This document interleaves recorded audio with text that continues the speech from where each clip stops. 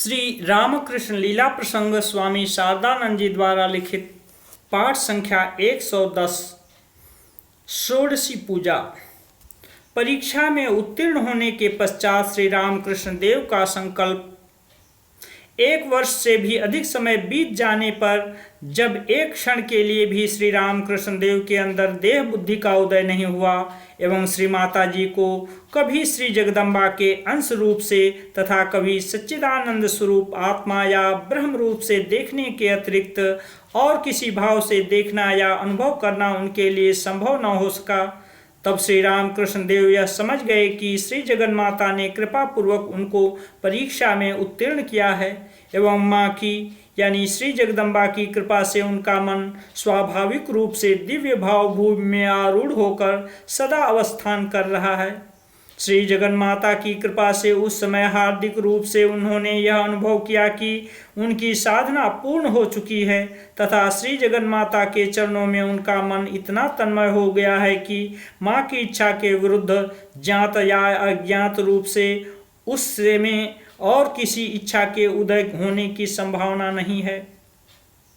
तदनंतर श्री जगदम्बा के निर्देश से उनके हृदय में एक अद्भुत इच्छा उदित हुई और बिना किसी संकोच के उस समय उन्होंने उसे कार्य रूप में परिणत किया।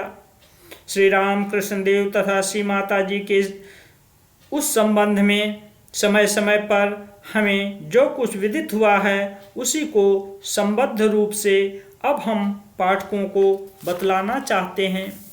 श्री षोडशी पूजन का आयोजन। बंगला सन 1280 के ज्येष्ठ का महीना आधे से भी अधिक बीत चुका है। आज फलहारिणी काली पूजन की पुनीत तिथि अमावस्या 25 मई 1873 ईस्वी है। इसलिए दक्षिणेश्वर मंदिर में आज विशिष्ट पर्व उपस्थित हुआ है। श्री जगदम्बा के पूजन की इच्छा से श्री रामकृष्ण देव ने आज विशेष आयोजन किया है, किंतु वह आयोजन मंदिर में न होकर उनकी इच्छा अनुसार गुप्त रूप से उनके कमरे में किया गया है। पूजन के समय देवी को बैठाने के निमित्त मांगल्य चित्र से विभूषित एक पीढ़ा पूजक के आसन के लिए दक्षिण की ओर स्थापित किया है। सूर्यास्त हो गया। क्रमशः गहन अंधकार से अवगुंठित होकर अमावस्या की रात्रि उपस्थित हुई। श्री रामकृष्ण देव के भांजे हृदय राम को आज मंदिर में रात के समय देवी का विशेष पूजन करना है।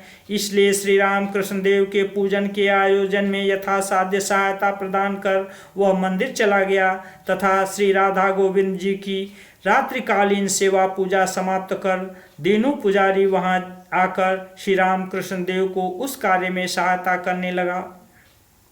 देवी के गूढ़ पूजन के आयोजन को संपूर्ण करने में रात के 9 बज गए। श्री माता जी को पूजन के समय उपस्थित रहने के लिए श्री रामकृष्ण देव ने पहले ही संदेश भेज दिया था। वे भी उस समय वहां आकर उपस्थित हुईं।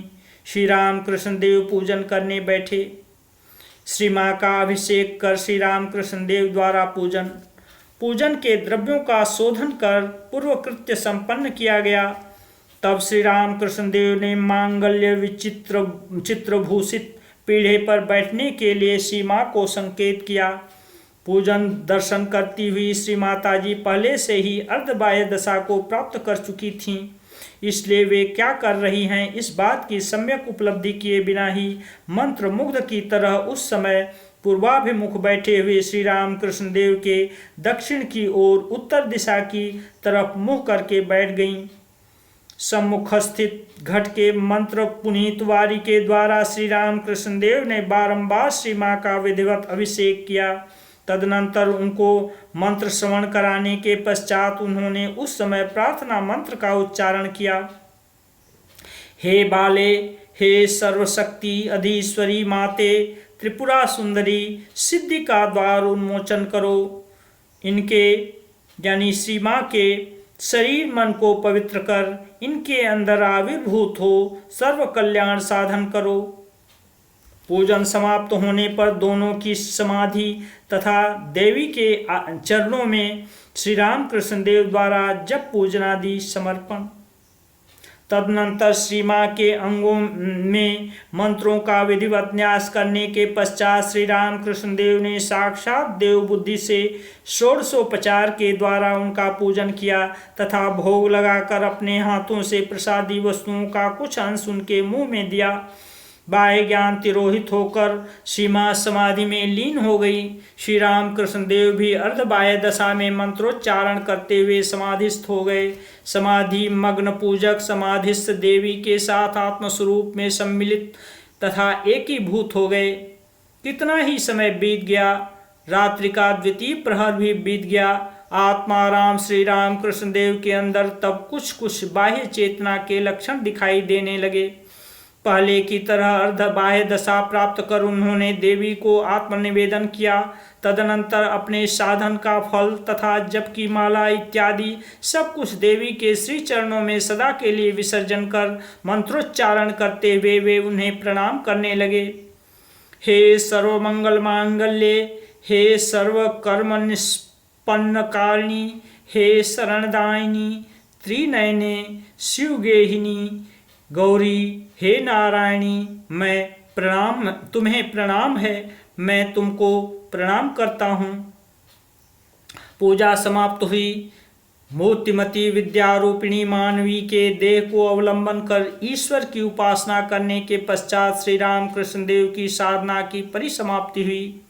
उनके देव मानवत्व को सभी प्रकार से संपूर्णता प्राप्त हुई। श्री रामकृष्ण देव की निरंतर समाधि से श्री माँ की नींद में विघ्न होने के कारण उनका अन्यत्र शयन तथा कामापुकुर प्रत्यावर्तन। श्री षोडशी पूजन के बाद श्री माता जी ने प्रायः 5 महीने तक श्री रामकृष्ण देव के समीप अवस्थान किया था। पहले की भांति उस समय वे श्री रामकृष्ण देव तथा उनकी जननी की सेवा में नियुक्त रहकर दिन का समय नौबत खाने में बिताकर रात में श्री रामकृष्ण देव की शैया में ही शयन करती थीं। दिन रात श्री रामकृष्ण देव भाव समाधि में निमग्न रहते थे तथा कभी कभी निर्विकल्प समाधि में उनका मन सहसा इस प्रकार विलीन हो जाता था कि उनके शरीर पर मृतक के लक्षण प्रकट होने लगते थे।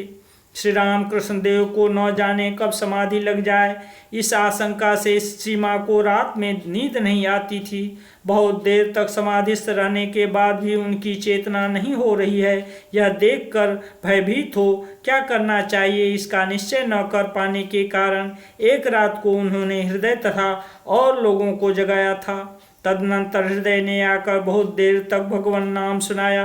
तत्पश्चात श्री रामकृष्ण देव का समाधि भंग हुआ। समाधि भंग होने के बाद सारी बात सुनकर तथा यह जानकर कि नित्य प्रति रात्रि में श्री माँ की निद्रा में विघ्न उपस्थित हो रहा है, उन्होंने नौबत खाने में अपनी माता के समीप श्री माँ के सोने की व्यवस्था कर दी। इस प्रकार 1 वर्ष 4 महीने तक श्री रामकृष्ण देव के निकट दक्षिणेश्वर में रहने के उपरांत संभवतः बंगला सन 1280 के कार्तिक मास अक्टूबर 1873 ईस्वी में किसी समय श्री माँ कामारपुकुर लौटी।